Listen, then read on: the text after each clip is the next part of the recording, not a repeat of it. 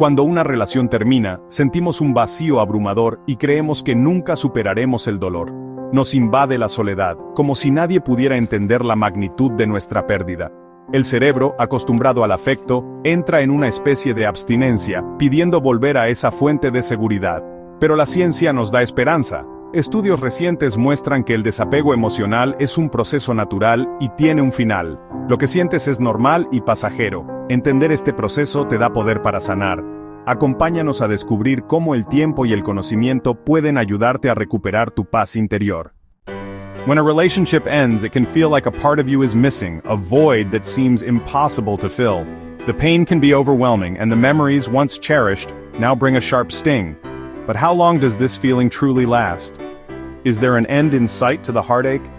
The study of Jiawei Chong and Chris Fraley reveals that the attachment to an ex-partner is not eternal. Their research delves into the complexities of emotional bonds and how they evolve over time after a separation. It offers a glimmer of hope amidst the darkness of heartbreak, suggesting that healing is indeed possible. Although at the beginning it seems endless, a never-ending cycle of sadness and longing, like a dark cloud that perpetually hangs overhead, casting a shadow on everything you do. The thought of moving on can feel daunting, even impossible. Science confirms that the bond weakens with time. The intensity of the emotions gradually diminishes as the days turn into weeks, and the weeks into months. This isn't just wishful thinking, it's a scientifically backed process. For some, the detachment can take up to 8 years, a long and arduous journey filled with ups and downs. This extended period might be due to various factors such as the depth of the relationship, individual coping mechanisms, or unresolved issues. But the majority heal much sooner. The timeline for healing varies greatly from person to person, and it's important not to compare your journey to others. What matters most is that you're moving forward at your own pace. The midpoint often arrives around 4 years, a significant milestone where the intensity of the pain begins to subside and you start to see glimpses of a brighter future. It's a turning point where you realize you're stronger than you thought, when the memory no longer hurts the same. The sharp edges of the past begin to soften, and you can look back without feeling overwhelmed by sadness or regret. The memories become a part of your story, but they no longer define you. The process is gradual and unique for each person, influenced by individual experiences, support systems, and personal resilience. There's no one-size-fits-all approach to healing, and it's essential to be patient and compassionate with yourself. But it always advances towards recovery. Even on days when it feels like you're taking steps backward, remember that you're still moving forward in the grand scheme of things. Healing is not linear, but progress is always being made.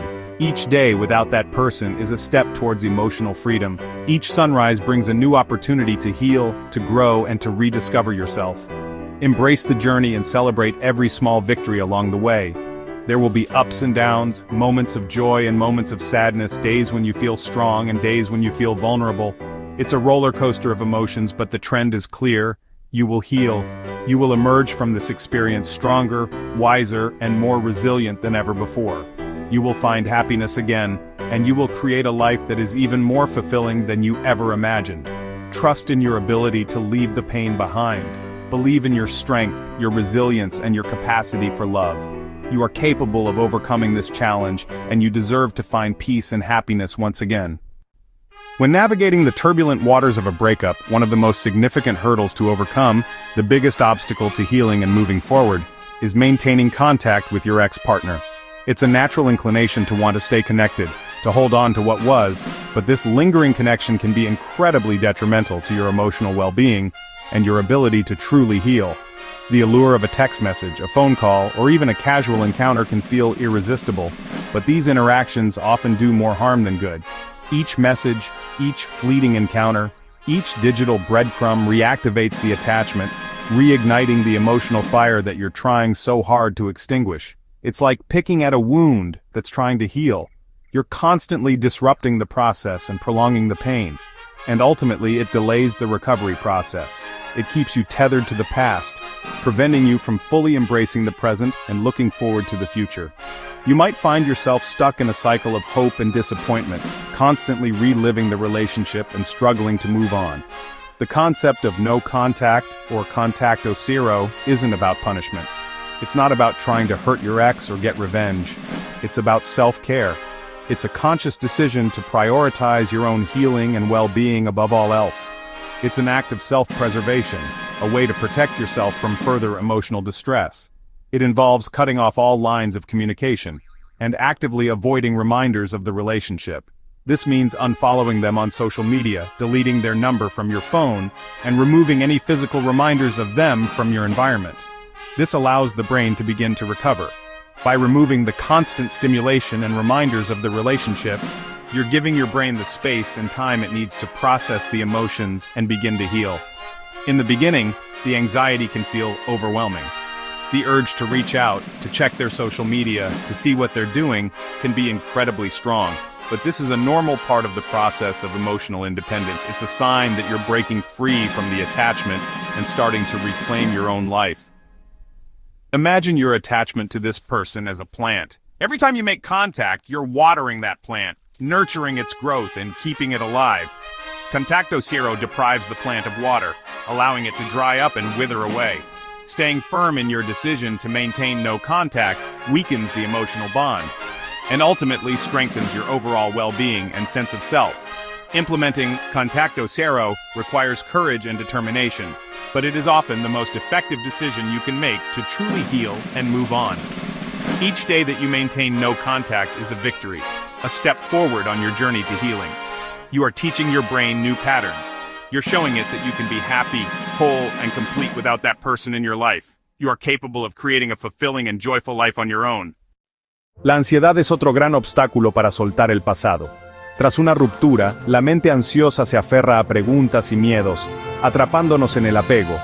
Idealizamos a la expareja y minimizamos los motivos de la separación, dificultando el desapego.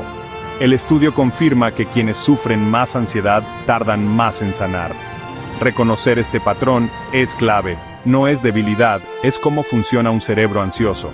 Trabaja en tu ansiedad con técnicas de relajación, ejercicio o ayuda profesional. Aprender a tolerar la incertidumbre facilita el proceso de soltar. Al calmar la ansiedad, el cerebro se abre a nuevas posibilidades y el apego pierde fuerza. Cuando hay hijos, el contacto cero es imposible, pero la ciencia ofrece esperanza. Aunque el apego inicial es más fuerte, el vínculo se disuelve más rápido que en parejas sin hijos. La comunicación se vuelve práctica y centrada en los niños, ayudando al cerebro a redefinir la relación. Poco a poco, la expareja se convierte en un socio de crianza, no en un amor perdido. Este cambio facilita el desapego y acelera la sanación. Si tienes hijos, confía en que este proceso, aunque difícil, puede ayudarte a sanar más rápido. Los mitos sobre género y rupturas no se sostienen ante la ciencia. Hombres y mujeres tardan lo mismo en desapegarse emocionalmente. El dolor de una ruptura es universal, sin importar el género. Tampoco una nueva relación acelera el olvido. El cerebro necesita su propio tiempo para sanar. Usar a otra persona como escape solo tapa la herida, no la cura. La verdadera sanación viene de procesar el duelo a tu ritmo, no de buscar atajos. Respeta tu proceso y no te presiones por expectativas externas. Sentir dolor tras una ruptura es completamente normal. El apego es un mecanismo de supervivencia. Su pérdida activa una alarma natural en el cerebro. No es debilidad, es humanidad. Entender esto ayuda a dejar de juzgarnos y a validar nuestro proceso. Los terapeutas usan estos hallazgos para tranquilizar a quienes sufren. El duelo es parte de la vida. Permítete sentir y sanar a tu propio ritmo. El tiempo, la paciencia y la autocompasión son tus mejores aliados. The journey to healing is not a passive one. It requires active participation, a conscious decision to move forward. You are not a passive spectator of your own healing process, simply watching as time passes. Instead, you are the director, the writer, and the star of your own recovery story. There are concrete actions you can take that will significantly accelerate the healing process and propel you towards a brighter future. These actions are not always easy, but they are essential for reclaiming your peace and rebuilding your life. They are the building blocks of a stronger, more resilient you. One of the most crucial steps is to strictly apply the principle of no contact. This means absolutely no communication with the person who caused you pain. No calls, no texts, no emails, no social media stalking. It's a clean break that allows you to detach and begin to heal. Start by eliminating their number from your phone. This simple act is a powerful symbol of your commitment to moving on. It removes the temptation to reach out in a moment of weakness. Block them on all social media platforms to avoid seeing their posts and stories. This prevents you from being constantly reminded of them and allows you to focus on your own life. Put away photos and other reminders of the past relationship. Store these memories in a box, out of sight, until you are ready to look at them without pain. It's vital to allow yourself to feel all the emotions that arise during this process. Don't try to suppress or ignore your feelings. Acknowledge them, validate them, and allow yourself to experience them fully. Express these emotions in a healthy and constructive way. Find outlets that allow you to process your feelings without harming yourself or others.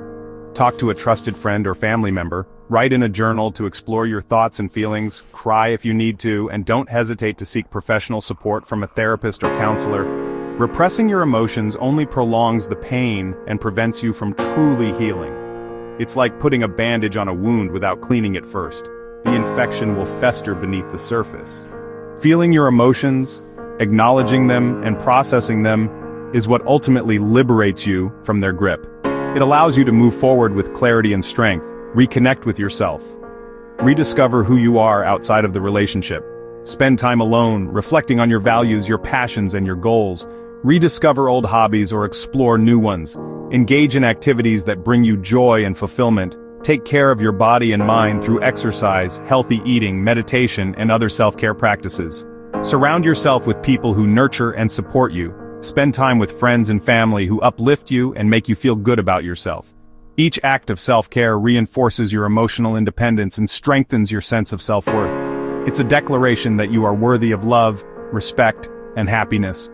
Starting with the love and respect you give yourself. Focus on the present moment. Don't dwell on the past or worry about the future. Instead, focus on building a future that excites and inspires you.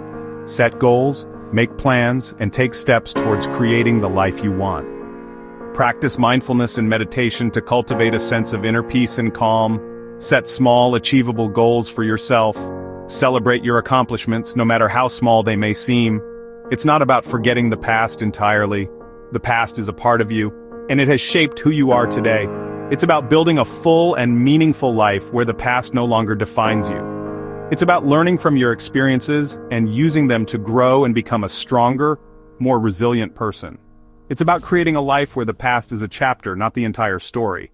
A life where the past no longer holds you captive, but instead serves as a reminder of your strength and resilience. A life where the past is no longer the center of your universe. Take ownership of your happiness and become the protagonist of your own life story. You have the power to create a life filled with joy, love, and fulfillment. Embrace that power and never let anyone take it away from you. Superar una ruptura es un viaje duro, pero la ciencia confirma que siempre hay salida. El desapego es natural y, aunque lento, culmina en sanación. Tu cerebro está preparado para soltar y seguir adelante. No te compares ni te exijas plazos, tu proceso es único. Recuerda los factores clave: contacto cero, gestión de la ansiedad, redefinir la relación si hay hijos y liberarte de mitos sociales.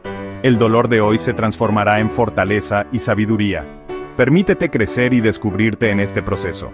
Al final del túnel, la luz eres tú mismo.